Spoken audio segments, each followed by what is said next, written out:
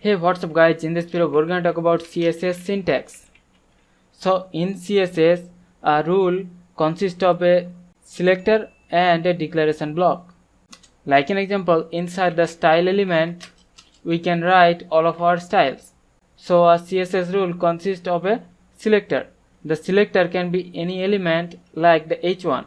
So we are selecting the h1 element. Now inside the curly braces we can have our declaration block. So inside the declaration we can have multiple declaration, and one CSS declaration consists of the CSS property like color, and after the colon we have the CSS value like green, and this way we can apply the CSS property to one specific element. And also we can have multiple declaration, we have to separate them by semicolon.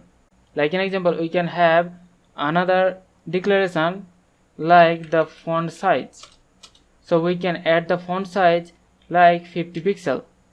So in CSS, first of all we select one specific element, and right after we have the declaration block. So inside the curly braces we can have multiple CSS declaration, and the CSS declaration consists of the CSS property, and after the colon we have the CSS value, and this way we can apply CSS property to the elements.